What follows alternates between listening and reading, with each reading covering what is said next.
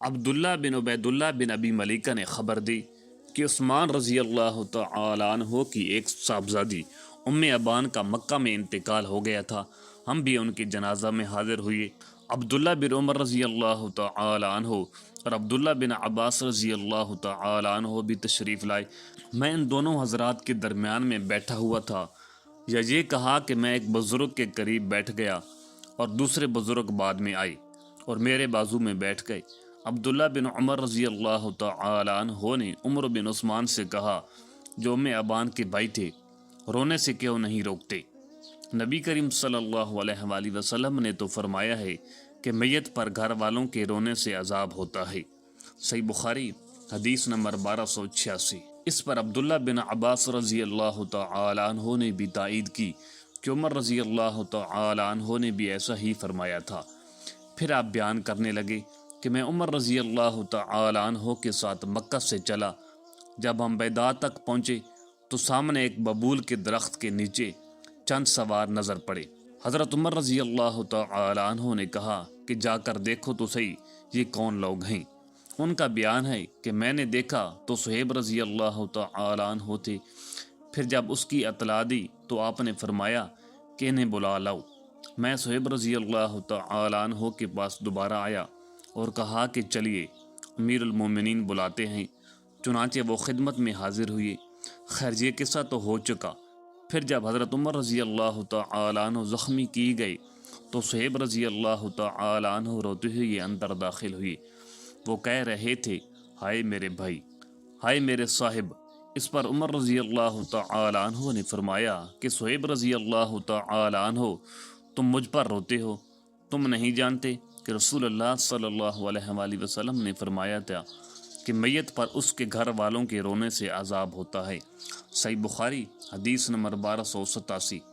ابن عباس رضی اللہ تعالی عنہ نے فرمایا کہ جب عمر رضی اللہ تعالی عنہ کا انتقال ہو گیا تو میں نے اس حدیث کا ذکر عائشہ رضی اللہ تعالی عنہ سے کیا۔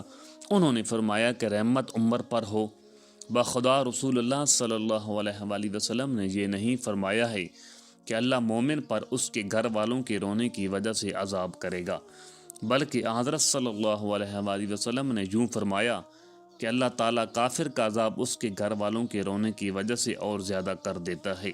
اس کے بعد کہنے لگیں کہ قرآن کی یہ آیت تم کو بس کرتی ہے کہ کوئی کسی کے گناہ کا ذمہ دار اور اس کا بوجھ اٹھانے والا نہیں۔ اس پر ابن عباس رضی اللہ تعالی عنہ نے اس وقت یعنی ام ابان کے جنازے میں سورہ نجم کی یہ آیت پڑھی، اور اللہ ہی ہنساتا ہے اور وہی رلاتا ہے۔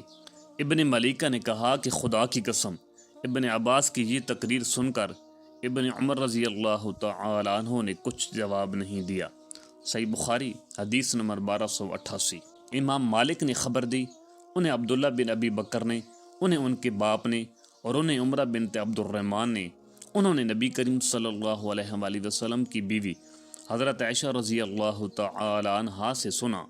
آپ نے کہا کہ ہم سے عبداللہ بن یوسف تنیسی نے بیان کیا، انہیں امام مالک نے خبر دی، انہیں عبداللہ بن ابی بکر نے، انہیں ان کے باپ نے، اور انہیں عمرہ بنت عبد الرحمن نے، انہوں نے نبی کریم صلی اللہ علیہ وآلہ وسلم کی بیوی حضرت عائشہ رضی اللہ تعالی عنہا سے سنا۔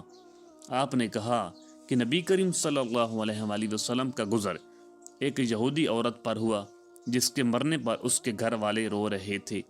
اس وقت آپ صلی اللہ علیہ وآلہ وسلم نے فرمایا کہ یہ لوگ رو رہے ہیں حالانکہ اس کو قبر میں عذاب کیا جا رہا ہے۔ صحیح بخاری حدیث نمبر 1299۔ علی بن مسہر نے بیان کیا، ان سے ابو اسحاق شیبانی نے، ان سے ابو بردہ نے، اور ان سے ان کے والد ابو موسیٰ عشری نے کہ جب حضرت عمر رضی اللہ تعالی عنہ کو زخمی کیا گیا تو صہیب رضی اللہ تعالی عنہ یہ کہتے ہوئے آئے، ہائے میرے بھائی۔ اس پر حضرت عمر رضی اللہ تعالی عنہ نے فرمایا کہ کیا تجھ کو معلوم نہیں کہ نبی صلی اللہ علیہ وآلہ وسلم نے فرمایا ہے کہ مردے کو اس کے گھر والوں کے رونے سے عذاب کیا جاتا ہے۔ صحیح بخاری حدیث نمبر 1290۔